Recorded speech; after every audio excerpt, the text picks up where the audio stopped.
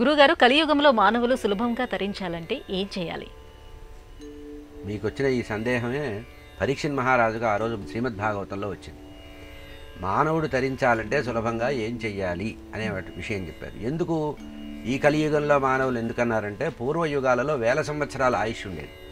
మనం పురాణ కథలు చదివితే ఆయన 10,000 సంవత్సరాలు పరిపాలించాడు, 20,000 సంవత్సరాలు తపస్సు చేశాడు, 2,000 సంవత్సరాలు హిరణ్యకశిపుడు తపస్సు చేశాట. దేనికి? బ్రహ్మగారి దగ్గర వరం పొందడానికి. మనం గట్టిగా 2 నిమిషాలు భగవంతుడి దగ్గర కూర్చోవడానికి చేత కాదు. అంటే దీనికే భాగవతంలో ప్రమాణం ఏం చెప్పారంటే, కలియుగంలో మానవులకి కొన్ని ఎక్కువ కొన్ని తక్కువ ఉంటాయట. అలసులు మందబుద్ధియుతులు అని ఒక పద్యం ఉంది. అంటే కలియుగంలో మానవులు ఎట్లా ఉంటారంటే అలసత్వంతో ఉంటారట. పొద్దున్నే 7 గంటలకు లేస్తాడు, అప్పుడే పొద్దున్నే లేచాడు అనుకుంటాడు. లేచిన తర్వాత ఏం చేస్తాడు? శుభ్రంగా కాఫీ తాగుతాడు. కాఫీ తాగిన తర్వాత పేపర్ చదివి సుఖంగా ఉంటాడు. ఆ తర్వాత సమయం లేదంటాడు. భగవంతుడికి నైవేద్యం పెట్టడానికి కానీ భగవంతుడికి అర్చన చేయడానికి సమయం లేదంటాడు.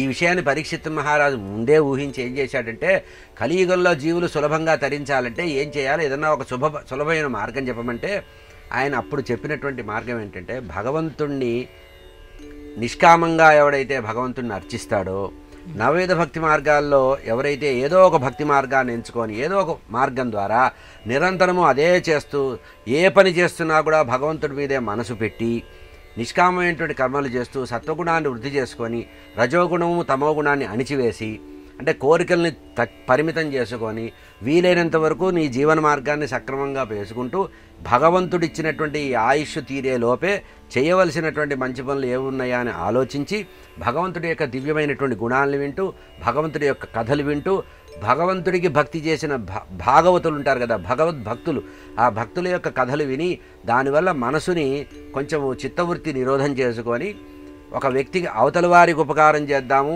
ఇంకొక వ్యక్తికి ఏ అపకారం చేయకుండా ఉందాము. పరోపకార పుణ్యాయ పాపాయ పరపీడనం. ఇతరులకి పెద్దగా నువ్వు ఉపకారాలు చేయక్కర్లా, అపకారం చేయకపోతే చాలు. కనుక ఏ జీవికి అపకారం చేయకుండా సత్వగుణం కలిగి నిరంతరము భగవంతుడిని ఎవడైతే నామరూపంగా స్మరిస్తాడో కలిలో చాలా సులభంగా వాడు తరిస్తాడని పరీక్షణ్ మహారాజుకు సుఖయోగందుల వారు చెప్పారు. అదే మీ ప్రశ్నకి సమాధానం.